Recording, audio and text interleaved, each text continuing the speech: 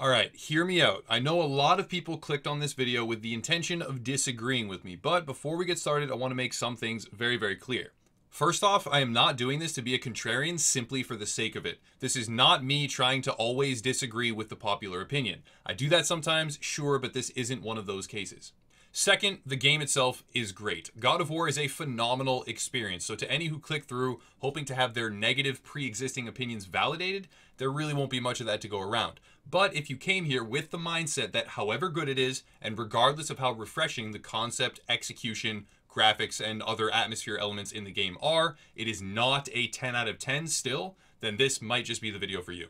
I'll begin by discussing as many of the things that God of War gets right as possible, and there are a great many of those things. Perhaps the largest, at least for me personally, is their exact delivery on expectations.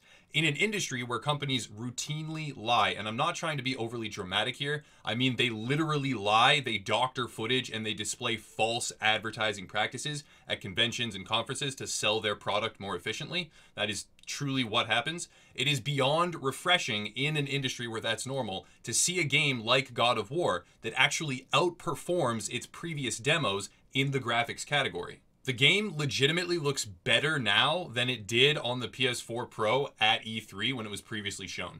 It took what we were expecting and, like some sort of fictitious creature in the gaming industry, improved upon it rather than downgrading, scaling back, and chopping it apart. That right there already earns it a huge amount of credit. However, to be fair, graphics alone do not a game make. So it's a good thing that looking past the stunning visuals, there is indeed substance to be found. Within even a short amount of gameplay time, though this can be fairly subjective, I believe in the vast majority of cases it will prove true, you will find yourself connecting to the characters. Kratos is a man of few words, but those words hold meaning. His connection to his son, the story and world that builds around them, it all feels meaningful, and that yet again earns the game tremendous points. After graphics and story comes gameplay and progression, and this is the one area where I feel like God of War does not necessarily live up to the mythical hype standards that have been broadcasted to the world pre-release. Now, before going any further, do not get me wrong. The gameplay is good. It's very good. The enemies are interesting. They're creative and challenging, not to mention boss fights, which is where the game truly shines. I'm not going to spoil hardly a thing. All of the footage that I'm going to show right now and further on in the video is accessible within at least an hour of playtime, and I cut out the bits that have been, not extensively shown in previous videos or trailers. So no worries there, I'm not going to spoil stuff. But boss fights are works of art. They're dynamic, they're engaging, they get the blood flowing, and it truly is, and deserving of this word, an epic experience. The small area where the game falters, however, is the in-between. The trash mobs, or extra enemies, if you will, that populate the corridor-esque map. Though I was playing on the God of War maximum difficulty setting, something I try to do in all the games that I participate in, and that may have had an impact on this, I could not help but feel such an aggressive sense of tedium at times at the sheer amount of health a lot of these enemies had. You wail on them over and over for what seems like hours, and they often spread out these spongy enemies into multiple waves of one, then two more, then three more, then three more of the same ones, and it just kind of drags on in certain instances. The animations, executions, and other mechanics of the fight are extremely well done, but when an enemy takes so long to drop, and then in a split second heals most of that damage back, it can create the wrong sort of emotion. In a large, meaningful monster, that's totally fine. It creates anticipation and builds up a sense of accomplishment, with the inevitability of loot or a reward of some kind at the end, a piece of the story or some other gratification. But when those monsters are largely meaningless, and they can take more time than even the cornerstone enemies in the story, it just didn't quite feel right to me. Personally, I found that I was struggling far more with just average rooms than with the boss monsters. The bosses are so well designed and the experience so visceral in nature that you get lost in it very easily, with pattern recognition, suspense, and the various QuickTime events that pop up randomly in really semi-cinematic ways. But that same suspense isn't there when you are just beating the same random enemy into the ground for 5 minutes and backpedaling, throwing your axe just over and over and over. This brings us to the progression system, the armor, weapons, crafting, skills, perks, etc. The system is well designed and it's very polished, Of that, there is no doubt. But when you have publications that are claiming that the game is revolutionary and will change the industry as a whole, I kind of have to call foul. The axe throw is really cool. It's an added element, but it's not a game changer. In fact, at least on the hardest difficulty, it can really easily turn into a super slow-paced, spammable crutch mechanic. The other things that are present, like perks, skills, enchanting, all of it, it's not revolutionary. Is it well done? Yes, absolutely. But come on, we've seen systems like this in games for many, many years. Another creator that I follow named 21 Kiloton summarizes the hype around the game brilliantly, and I'm going to link to his video in the description down below.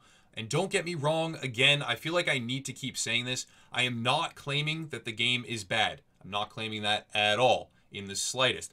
But it is not going to revolutionize the entire gaming industry. It's a breath of fresh air, to be sure, but it's not some celestial creation of divine birth here to make all of our dreams come true. This brings me to the rating, which branches out well beyond God of War to rating systems as a whole and the review process in general, but that's kind of going on a tangent. Giving God of War a 10 out of 10 is completely wrong. When you award something with a complete and perfect score, you cheapen the concept that is perfection.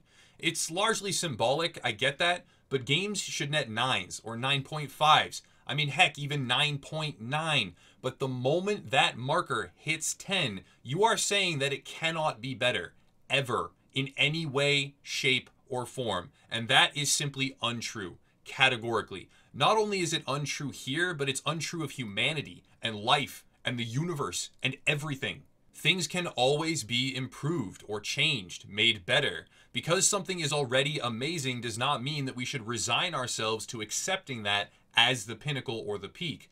What happens if they launch a sequel that innovates further and is in fact better than the original? You give it another 10 out of 10? It holds less meaning at that stage because you would have two representations of the same concept which are decidedly unequal by definition, but both described as absolute perfection. A lot of these mainstream reviewers also have pretty extensive track records of offering up reviews which seem completely disconnected from player sentiment. See Destiny 2 and go down that rabbit hole for any who doubt me.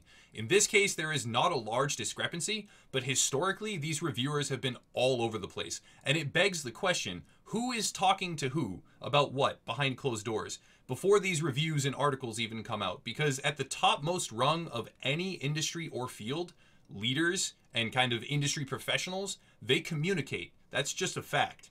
I'm not going to go full-on tinfoil hat because now isn't the time, and because a lot of that side of the industry will never be known to me or understood by many out there in general, so it's a moot point. And it also does not matter in this particular case because they aren't wrong by drawing attention to God of War as a fantastic game, but what it comes down to is whether or not you believe in perfection, and as a direct result, 10 out of 10 ratings. Is that something that's achievable or should even be awarded?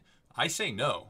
Looking back, there are games that innovated as much or even more than God of War, which is itself more of an extremely well-polished and expertly crafted experience as a whole rather than something innovative. But these past games did not receive 10 out of 10 ratings, and looking to the future, there will inevitably be games that push the envelope further than God of War. It will be an extremely rare occurrence, I have no doubt, but they will be better crafted and offer up an even more meaningful experience. Again, a hard task, but possible. When those games surface, what do we rate them? We've already given out perfection at 10 out of 10. I myself would rate God of War on a flexible scale between 9 and 9.8, depending on how well individual gamers connect to the narrative or enjoy the close quarters quick time combat. It's, a variety of factors there, but it really is a great game and should be recognized. However, in an industry where the norm is aggressive, unmitigated, and often uncontrollably detrimental hype, I wanted to make this video discussing the 10 out of 10 concept of reviews, God of War, and the pursuit of perfection overall. In this case, the hype is, in my opinion, almost completely justified, but in the vast majority of other situations, it really isn't. I sound like a real downer right now, I get that, but it's the truth, and we all need to keep our heads on our shoulders and maintain fiscal responsibility when purchasing, pre-ordering, or listening to gaming companies and publishers as a whole. With all that said, and it was quite a mouthful, I want to kick it over to all of you. What do you think of God of War? How does it compare to the hype, and what are your opinions? It's unfortunate for those who aren't equipped with a PS4, since the game really is something steadfast and well made, but such are the struggles of exclusivity in the name of profit. Let me know your thoughts down below in the comment section. If you want to support Upper Echelon, there are links as well in the description to our forums, the Facebook group, and various other areas. You can follow me on Twitter. You can catch a live stream when I do in fact go live on Twitch, but that's very infrequent. However, I'll wrap it up there. Thank you all for watching, and as always, have a nice night.